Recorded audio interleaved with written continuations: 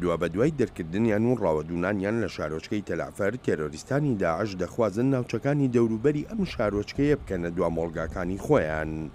لە نزیک تەلعفەرەوە هێشتا شەڕ قورسە و پێدەچێت جیهادیەکانی دەوڵەتی ئیسلامی دوا هەوڵی بێهودەی خۆیان بدەن. ئەغلبهم لاذوا بالفرار. زۆربەی داعشەکان ڕایان کردووە هێندەی ئەوەی پەیوەندی بەم بەرەیەی ئێمەوە هەیە دەیان داعشمان کوشتووە 5 ماشینی بۆم ڕێژکراویشمان لەناو بردووە وەک هێزێکی زرێپۆش بۆی ئێمە کارەکی ئاسان بووە دەمەوێت لە ڕێی کەناڵەکەتانەوە بووە کە سوکارمان ڕابگەێنم چەند ڕۆژێکی تر دەتوانن بگەڕێنەوە بۆ عەیازیە. ئازادکردنی تەلعفەر 8 ڕۆژی خایان. هەرچەندە پێشتر وا باز دەکرا کردە لەشکریەکان ماوەیەکی زیاتر دەخایەنن بەڵام بە بەراورد لەگەڵ شەڕەکانی شاری مووسڵدا تێرۆریستان زووتر تێکشکان.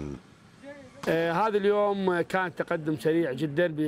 پێشەوەیەکان زۆر خێرابوون بە هۆی دەڕەمانی تەواوەتی داعشەوە و قارەمانە عێراقیەکان زۆر بەباشی لە ماشینە بە بۆمچنراوەکان پاراستیانین و توانرا ئەو بربەستانەی دشمندیان نابوو چێک بشکێنین. وەک ڕەفتارێکی هەمیشەیی داعش لەم شەڕانەی تەلعفەردا پەنای بردووەتە بەر بەکارهێنانی ماشێنی بە بۆمچێنراو کە لە شوێنە جیاجیەکانی ناو و دەرەوەی شارۆچکەی تەلعفەردا دایان نابوون تا پێشڕەوی هێزە ئاسایشی عێراقیەکان ڕابگرن یان هەر هیچ نەبێت خاوی بکەنەوە.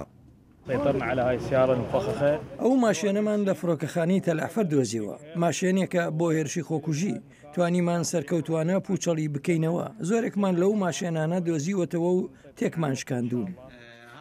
داعش لە شارۆچکەی تەلعفەر زیندانی تایبەتی هەبووە بۆ سزادانی گیراوەکان کە زۆربیان خەڵکی سڤیل بوون.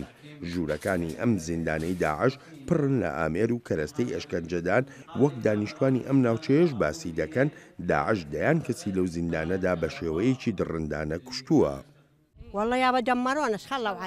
داعش بەڕاستی لە ناوی دەبردین کوڕەکان و پیاوەکانی دەکوشتین هەروەک نابینا بووین و لە تاریکیدا دەژیاین کە ئێوە هاتن ڕزگارتان کردین و ئێمەتان لەو کارەساتە دەرهێنا. بۆ هێزە ئاسایشی عێراقیەکان ئامانجەکە هەر تەنها ڕزگارکردنی ناوچەکان نییە لە داعش بەڵکو پاراستنی شوێنەوارە دێرینەکانیش بە بەشێک لە ئەرکی خۆیان دەزانن. يعني احنا جهدهم كان من أذي الآثار.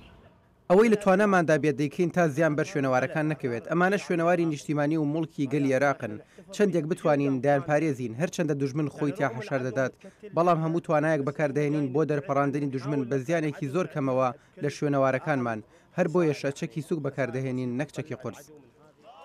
لەگەڵ پێشڕەوی و سەرکەوتنە لەشکریەکاندا هێشتاش پرسیارگەلێکی زۆر بێوەڵام ماونەتەوە لەوانە ئایا استراتیژێتی نوێ چی دەبێت بۆ کۆتایی هێنان بە هەڕەشە و مەترسیەکانی تێرۆریزم لە جیهاندا.